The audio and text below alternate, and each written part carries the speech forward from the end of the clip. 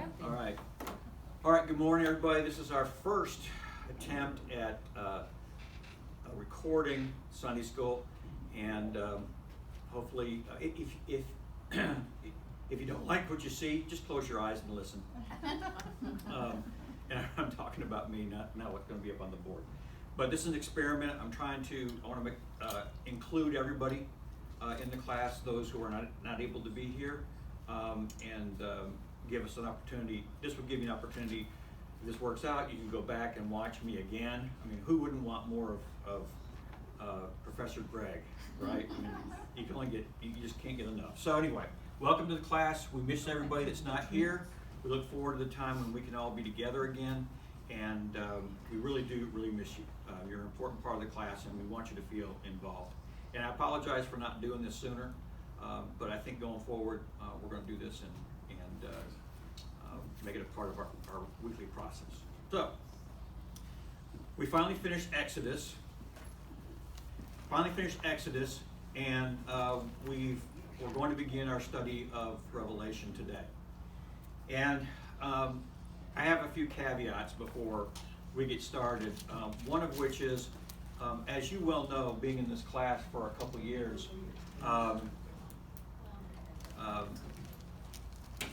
as you go by the phone, smile at the phone because we're recording. Oh, I'm just going to stop here. Oh, okay.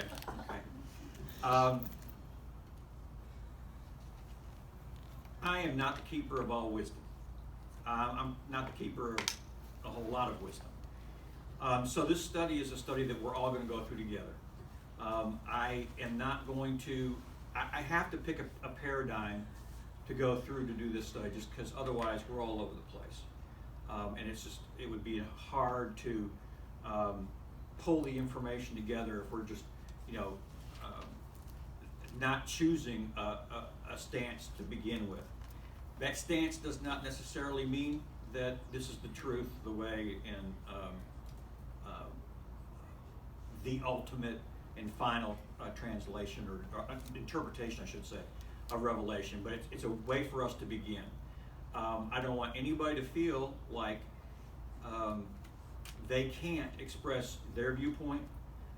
If you disagree with something I'm saying, I want you to feel comfortable in saying so. And some of us were raised in a tradition of how to interpret Revelation.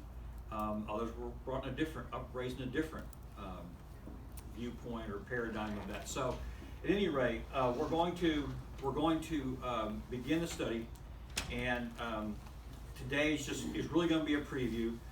We're not going to even bite much of Revelation off at all if we bite any of it off. But I have to set the ground, basically the foundation for the study, so you know where to come from. And again, I would recommend if you're that unless you have fabulous memory, that you bring a notebook and try and keep track of it. Of course, as I said, it'll be recorded now, so you can go about it that way.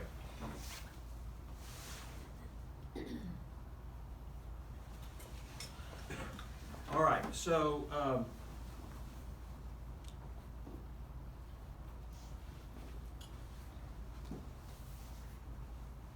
the book of Revelation is a book of prophecy that was written.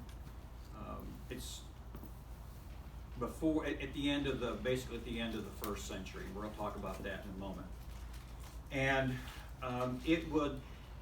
one of the tools that we need to have as we go through Revelation to help understand what Revelation is telling us is an understanding of what prophecy looks like.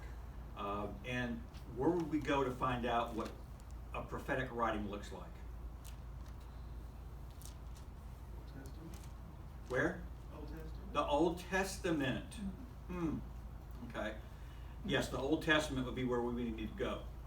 And we will find similarities between what is written in Revelation and what was written, not necessarily word for word, but just the kind of style of writing is very similar. So it does help us to have an understanding of the Old Testament. As we talked before,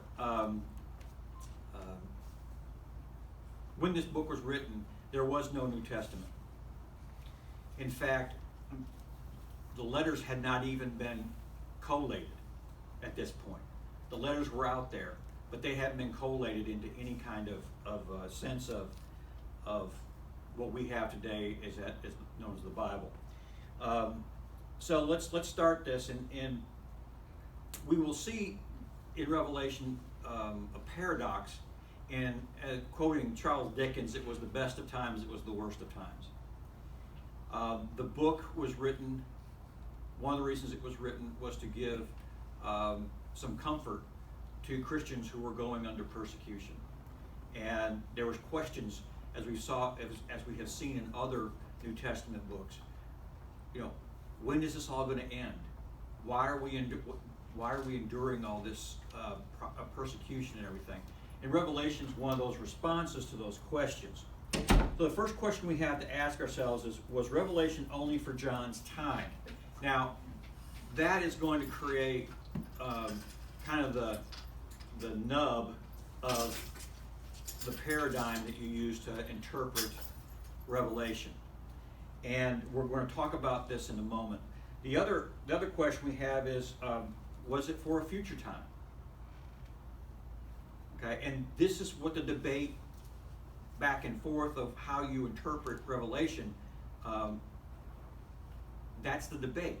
Was it just for them, the Christians at that time, or was it for us later down and those that come after us? Okay, so our approach to studying Revelation, we're going to ask, where did John get his ideas from? Why did he choose the symbols and language that he used? And what were his sources? And forget the two. I don't know why the two is in there. But these are questions we're going to have to ask ourselves as we go through and do this study. First, let's talk about who the author of Revelation is. There's debate, though it's not real heavy debate, as to who the actual author is. John is the author. The question is, what John is it? The majority of theologians accept the idea that this is the same John who wrote the book of John and 1st, 2nd, 3rd John and was an apostle of Jesus. Okay? There are some that think it might be a different John, but for the most part, that's the consensus is that that's who this John is. And that's certainly who I was told it was when I was growing up, was that it was the Apostle John. Now, what I would like to do at this point is kind of take a little rabbit trail, but it's a spiritual rabbit. Well, it's a biblical rabbit trail. And talk about John. And give you a little backstory on John at this point that you may or may not be aware of. If you recall the story of when Jesus was called into the court, he was hauled off from the garden and taken before the high priest. There were two disciples with him, John and Peter. Peter stayed outside, John went inside. Okay? Under Jewish law, and this is one of the things that you don't always hear in the sermons, under Jewish law, had Peter gone in with John, they could have spoken to the innocence of Jesus and he would have been allowed to go. Because in Jewish law, you had to have two witnesses to prove your innocence. That's one of the reasons why Peter suffers so greatly from the fact that that was what his denial was that he didn't go in and stand by Jesus at this time of judgment. Now, obviously, this all goes into God's plan.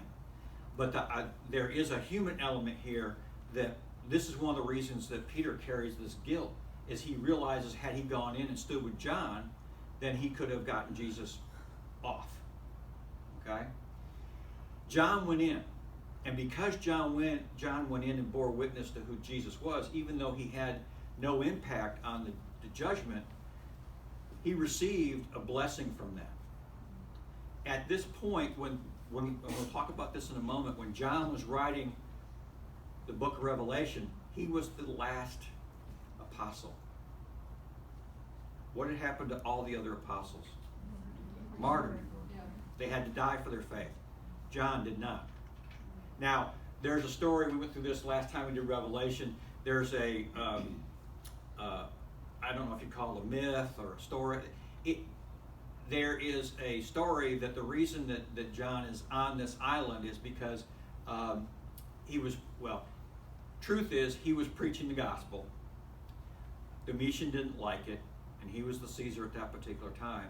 And so John would not deny preaching the gospel, so Domitian put him in a pot of boiling oil, was going to kill him, basically boil him to death. Well, nothing happened to John. He survived it. This is the story. He survived that event. And so Domitian realized, being the superstitious person he was, said, maybe I need to just put him on an island. So the island that John's located at is the island of Patmos. Let's see if let me go back. Is the island of Patmos, and I'll show you a picture of it on the map. It's a Greek island, and it was used by the Romans as a prison island. There's plenty of evidence to show that at least part of the island was used by the Romans as a prison. Why would they put prisoners on this island? This island was rich in, I think, iron ore. So it was a prison camp where these prisoners would go and they would mine iron ore for the Roman Empire. Now, John was too old to do that. They kind of just left him on his own, but they put him on this island and he couldn't get off of it. Okay? And he did have a scribe with him at the time. So the scribe is the one who's, John's relating this stuff to him, and then he's writing this down. Okay? Does that make sense so far? Okay? So, going back to who John is that we're talking about, the strongest evidence we have is that, as you can see on the overhead or the screen, there's a early church leader named Irenaeus. And Irenaeus was the pupil or student of Polycarp, who was a leader in the early church. And Polycarp was a student of John. He was a disciple of John. And Polycarp told Irenaeus, John, the Apostle John, wrote Revelation. So we have a legitimate line of evidence, a paper trail, if you will, to show us that this is the John, the Apostle John, is the one who wrote this. Okay? So we're going to work under the paradigm that the Apostle John wrote this. Okay? All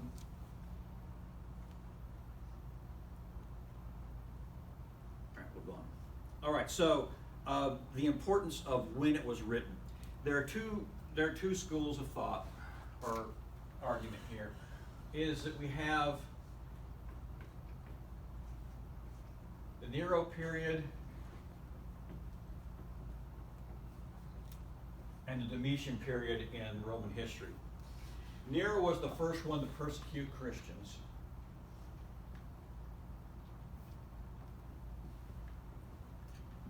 And we've all heard the stories about how he did that. He was a wackadoo. I mean, he was a wackadoo. He killed his mother. I mean, anybody that could take over his throne, he killed them.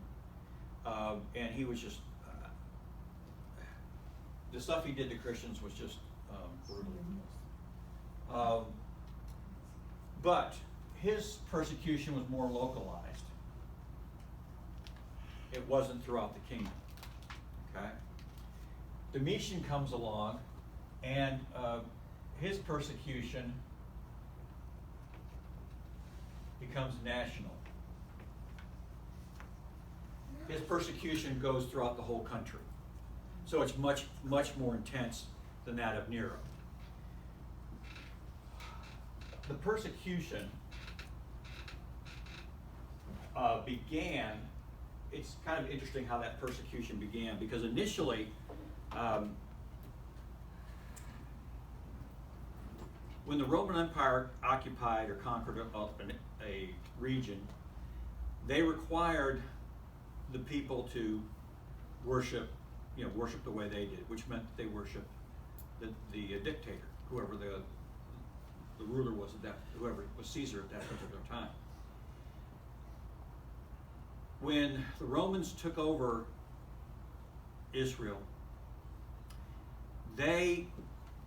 because they needed the cooperation of the Jews to keep peace, in that particular area. And if you know where Italy is and where Israel is, that's a long way away. And to have that kind of, they needed cooperation. So what they did was they gave the Jews the freedom to continue worshiping Yahweh, but only if they would pray for the emperor. They didn't have to pray to him, they had to promise to pray for him. And they got a get out of jail card. So they were allowed to continue. That's why the worship continued in Israel like it had for hundreds of years before, because they had this freedom. Okay? Now, when Christianity began, who did it begin with? What group of people? Gentiles. Jews. Okay? Everyone who wrote the New Testament was a Jew. Every book of the Bible, the New Testament, is written by a Jew. And it was written to Jews, which is one of the reasons why we have difficulty understanding it. Okay? It wasn't some white guy from Western Europe who wrote this stuff down for all the white people living in Europe to understand what was going on. It was written with the Jewish mindset, the Jewish culture, and the Jewish religious heritage in mind. As time passes, more and more Gentiles get pulled in. And recall Paul in his meeting saying, Gentiles don't have to go through this rigmarole of having circumcision and all that stuff. They are grafted in when they accept Christ. Eventually, the church, I really shouldn't use, but let's call it the Messianic movement, and I'll tell you why I'm saying that in a minute. The Messianic movement became more Gentile than Jewish, because there are a whole lot more Gentiles in the world than there are Jews, especially at that particular time. Okay?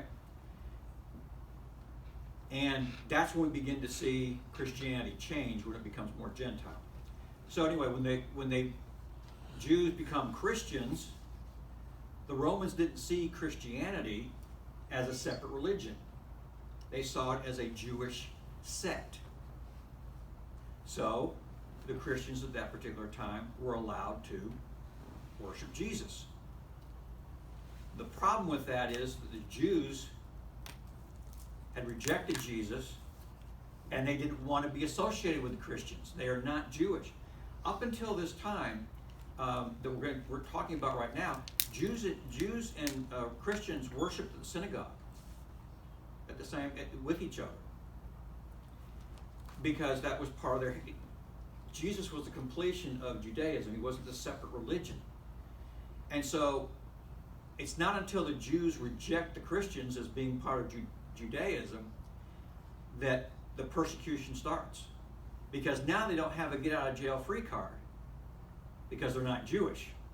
Now they have to worship Caesar, and they refuse to do it. That's what causes the persecution, because they refuse to worship Caesar. Okay? So the time we're talking about here for Nero is approximately 70 AD. And the time for Domitian is approximately 85, it's like 80 to 90 AD. And so as you go through and read Revelation, the way you interpret it's going to make a difference based on where you think this writing takes place. And we'll see that in just a moment. So that's the first hurdle we have to go over is when was it written? Because that will affect how you interpret the rest of the book. All right, so that's our first dilemma. Everybody excited about our first dilemma? Yeah, got the first dilemma. Okay, so we have the Polycarp we talked about was the disciple of John, or the student of John. He said that Revelation was written during the reign of Domitian. Okay, he's a eyewitness during this time period of what's going on. We've already seen that he's one of the evidences for the fact that John wrote it. So one of the things we have going here is that this is the time that Polycarp says, Polycarp says it was written. All right.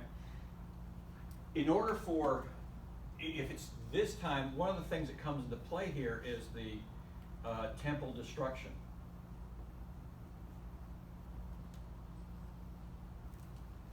Because during Nero's reign was when the temple was destroyed. Okay? And again, this is going to play, if I'm choosing this one, this information is going to play into how I interpret the rest of Revelation. All right? So here, the temple's already been destroyed. And so that's, again, that's going to affect how we interpret this. All right? So one of the side things that I want to get out of the way too, I will probably mess it up, is that term right there does not occur in the New Testament, in the original Greek. This is an English word. This is not a Greek word. The Greek word, I want to make sure I get it spelled right, it's up here. Where is it? Ecclesia. This is the word that's used, it just means assembly.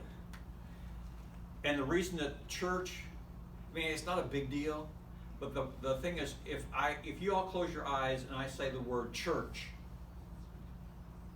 most of us will picture something like this.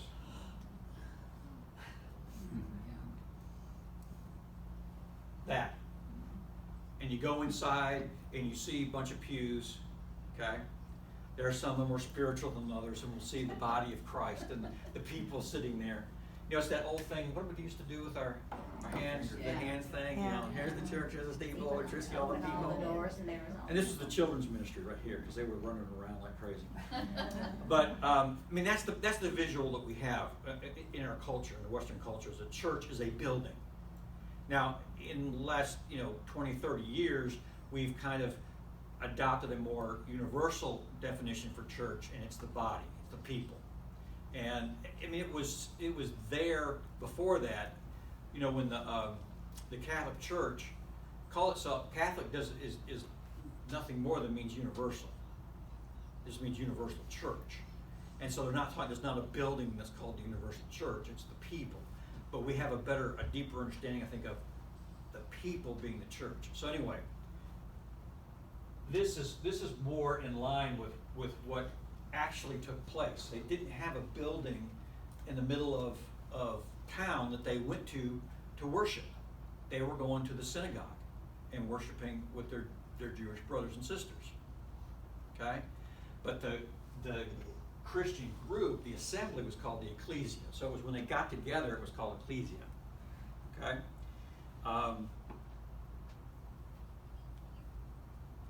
Yeah, I think that's all I want to say now. So, anyway, as you can see, Domitian demanded Christians to worship him. And by this time, the Gentiles controlled the Messianic movement. And I'm going to try and call this Messianic movement instead of Christianity, because that's not a biblical term. It's something that was given, from the outside world. But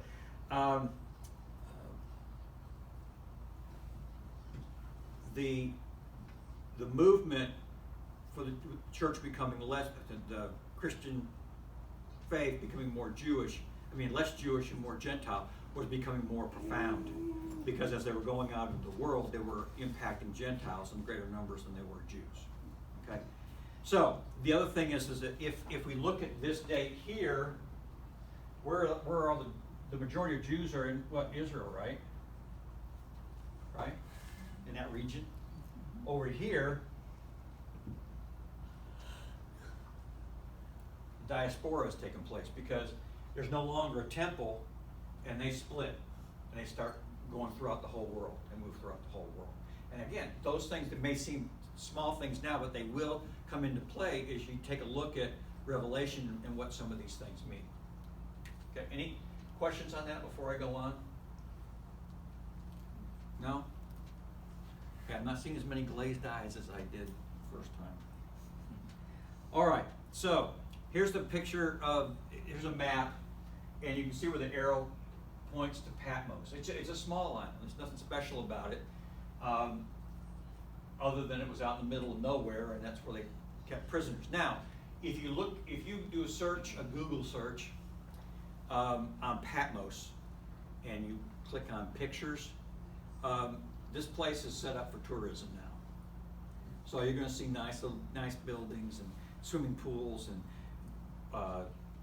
the Caribbean style water. You know, it's all beautiful, and so they've turned it into a resort. And you can imagine that this is also turned into a Christian point of tourism. They'll go there. There's a cave that supposedly is the cave where John lived while he was on the island, and so it's not quite as barren as it would have been back in the day, but it's still not like Austria, as Julie Andrews is running up over the hill singing. By the way, I don't know if you thought of this or not, but this is a non-biblical rabbit trail. We finished watching Band of Brothers last night. I cried. It's very moving. And as I'm watching it, I'm relating it to my dad and his experiences. But at the very end, where this band of brothers ends up at the end of the war, is they end up in Austria, and they're just occupying, basically, not doing anything. But they show a picture of them in their jeeps and their trucks coming over this hill. I thought this would be a great time to have Julie Andrews come running over the hill singing this because it was probably just like it. Looked just like it. The hills are alive. But at any rate, I don't think so.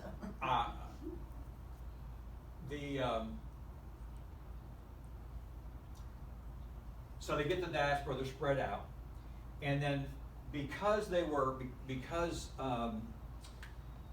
in occupation, both the Jews and Christians at that point, and this is important too, in their writings, they couldn't write anything negative about, obviously if they had to worship the Caesar, they couldn't say anything negative about it. So in their writings, what they began to do was they would, Rome became Babylon. Okay? So in many of their writings at that time, whenever they used the word Babylon, they're really talking about Rome. And the reason that they used that is because they would have, obviously the Babylonian experience would have been still fresh in their minds in terms of being passed down and part of their heritage. And so they would have seen that occupation and that defeat similar to what Rome, so they would disguise talking about Rome as Babylon. So what John is doing is not something that no one else has done before him. His contemporaries were doing the exact same thing. So in some cases we may find that Babylon you can see if I'm saying that this is the time period that John wrote this, then whenever he uses the word Babylon, he's talking about Rome. Because all the other literature at that particular time that was anti-Rome would have used the word Babylon instead of Rome. Make sense? Okay, so that's one of the arguments there for that. If you do this time period here, this becomes a way for us, this becomes a key to unlock some of the information for us. So that when he's saying Babylon, it's possible based on the context in which it is used, he's actually talking about Rome and what Rome represents. Okay? One more layer of confusion. Okay? Just one more layer of confusion. Okay? And we've already talked about the fact that there was no New Testament until the 3rd century, till the end of the 3rd century, which is 200 AD, 299 AD, and that when the first person to even talk about collating all these books into a New Testament to add to the Bible was a lay person. He was a shipping magnate, and when he first suggested it, the church said that was heretical. And it wasn't until the next century that they decided to do it. So there was a slowness to collate these books into the New Testament. Eventually, all of them would be, the ones that we have would be accepted. The only one that there was major debate on was Hebrews. And part of that is because they couldn't verify for a fact who wrote it. And that was one of the keys to choosing a book to put in the they could identify who the author was. And so that's the debate, is did Paul write it, did somebody else? And they didn't have a line of a paper trail of who actually wrote Hebrews. And some people say it was more than one person that wrote it. They just kind of continued it on. But one of the first books can you guess what one of the first books was that was included in the New Testament? Revelation. Good job, Craig. Revelation was one of the first books. So even at that point, before they realized the importance of a New Testament, they understood the importance of this book. Okay?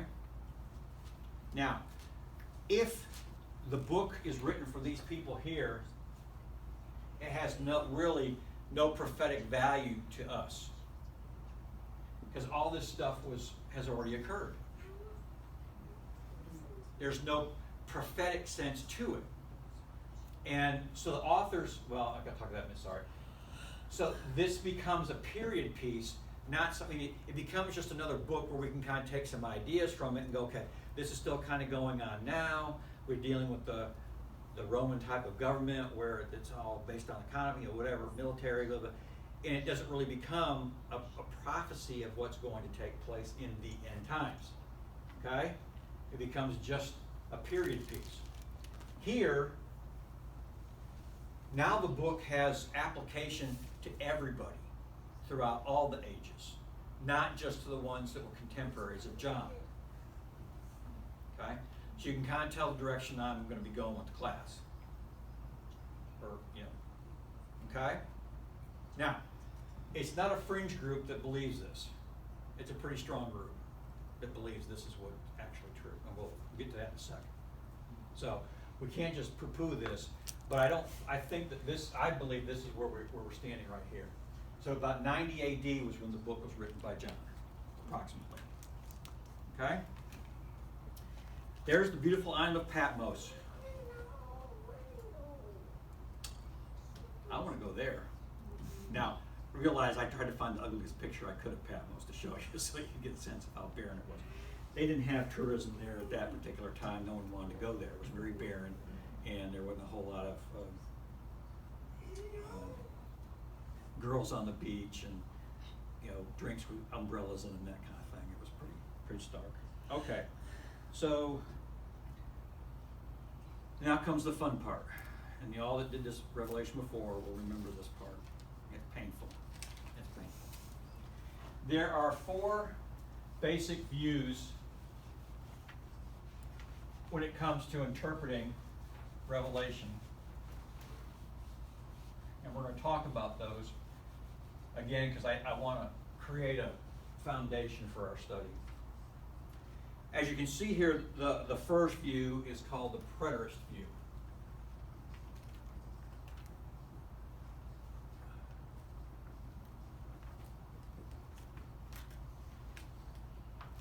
And this is the view that goes with the Nero scenario.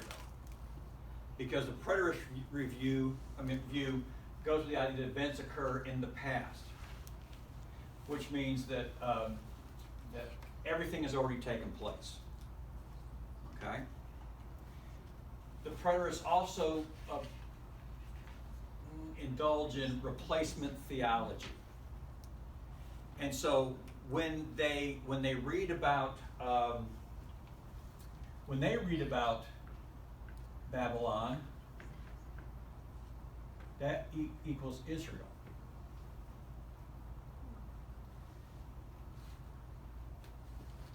They see Israel as the bad guy in the book of Revelation. God has forsaken them and has pushed them aside, and now he's adopted Christians. And so these are the bad guys here. So anything that's done evilly is Israel. All right? This tends to be doctrine-driven versus scripture-driven. All that means is that someone had basically an idea of what they wanted the Revelation to say and used the verses to prove that. They don't use scripture to come up with their doctrine. Okay? That's all that means.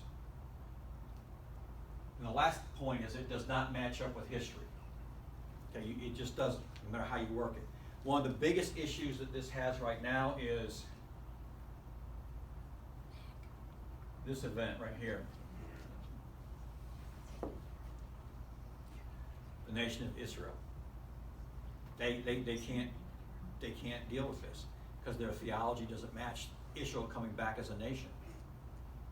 Because that shows God's blessing on them coming back as a nation. So it doesn't jive with their viewpoint. Okay? Any questions on that one? Okay. And again, that would go with the 70 AD viewpoint here. The second viewpoint is called the historicists.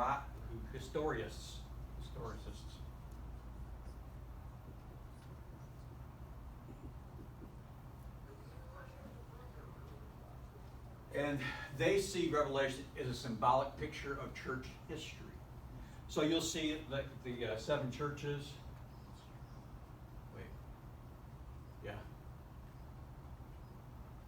Equals 7 ages of church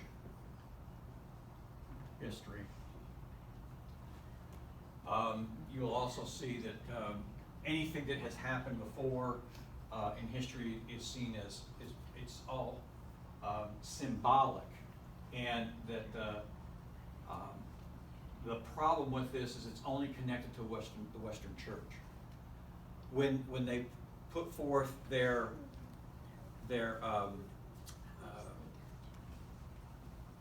doctrine, it's from a Western civilization point of view. There's nothing in here about wars that took place in China or Japan or India or Africa. It's all about stuff that's happened in Western civilization, okay? Which would have been Catholic or Reformation or Protestant. All right. The other thing is that the predictions have always been wrong concerning Jesus' return. This viewpoint tends to be used to predict when Jesus is coming back. And they obviously they've been wrong.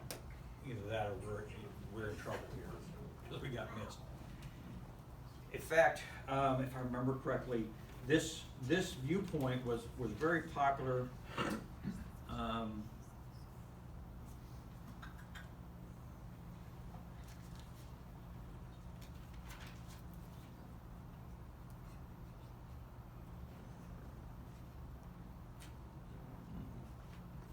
No, that's not right. Okay, so this right here is just one example of how this theology was messed up. When World War I came by, what's the other name for World War I? The Great War. The world had never seen anything like that, where the United States and Europe and Asia, the whole world was involved. Not everybody, but it was a global event, never seen before. Well, that in 1912, that would have been very apocalyptic, right? 1916. You're thinking, holy cow, this is the end. This is Armageddon. Everybody's gathered. The people who believed this, they were committing suicide because they didn't want to endure that period of time. There were separate groups. Christians were separating themselves from communities. They were going off and living in the woods, off by themselves. And so what you see is this kind of this knee-jerk reaction to events, and automatically trying to find a place in the Revelation which goes along with that event, and that's how you predict when Jesus is coming. Well, if you consider World War I as the Great War and it's the Battle of Armageddon, Jesus is coming, right? So it caused a lot of despair, and obviously we're still here, so that was not the case. And so what it does is it just fits the church and Revelation into the history, the timeline. But again, it's not the world's timeline, it's the Western culture's timeline. Okay?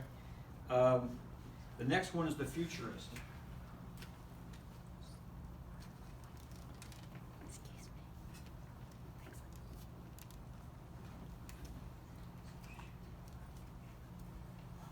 And the futurist views Revelation as about a time long after John and still future for us. Okay? So it's going to happen. The signs and symbols become literal and chronological and chronological events. When you use the futurist point of view, you will interpret Revelation in a orderly fashion, that these events happen one after the other, that they don't just like happen then and then go, oh well, this happened, and you don't move them around. They happen in a chronological order.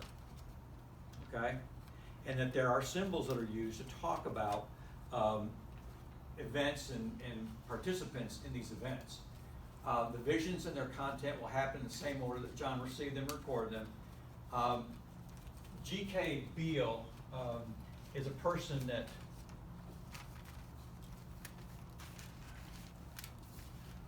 oftentimes is quoted on Revelation. He says, in short, for them the Bible is interpreted by modern events first. And Revelation is only relevant to believers in the actual end time.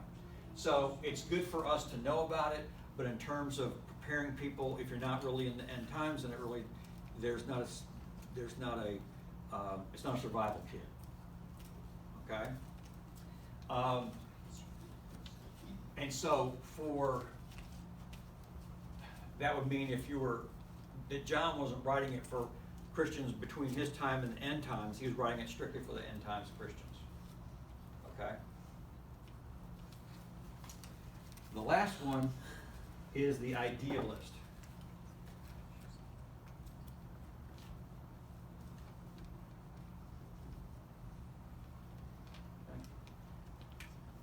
The idealist, symbolic battle between good and evil. Their belief is that the whole thing is all symbolism, has absolutely no connection with history whatsoever, real world events. It's all symbolic.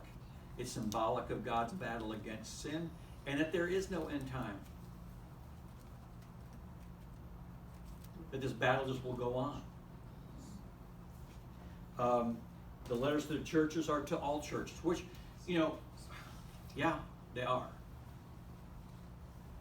And we'll talk about that obviously when we get to it, but I don't think anybody would disagree that the letters written to the 7 churches wouldn't apply to churches today as well. There are aspects to all 7 churches which you could find in pretty much every church in this country. Okay, so as you can see, as we were going through this, you probably thought, well, I can kind of see that, and I can see that, and I can. So that it's really kind of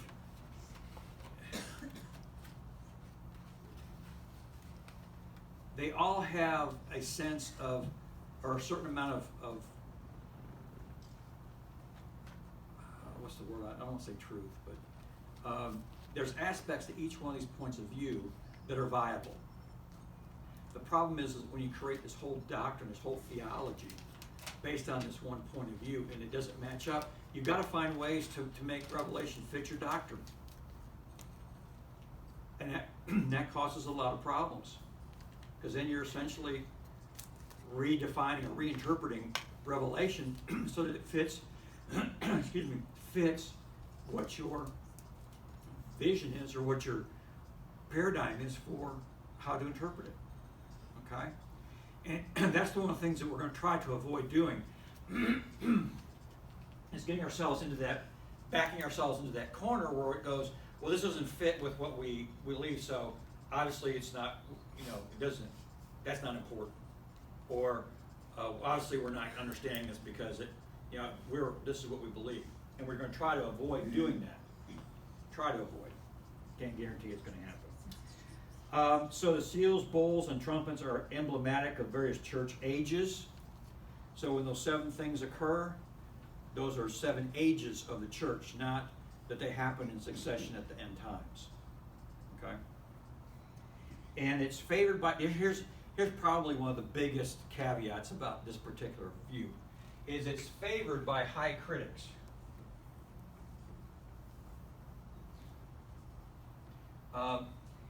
Most high critics are either atheistic or agnostic. So they don't believe in God and that God has supernatural intervention or they don't believe in the supernatural.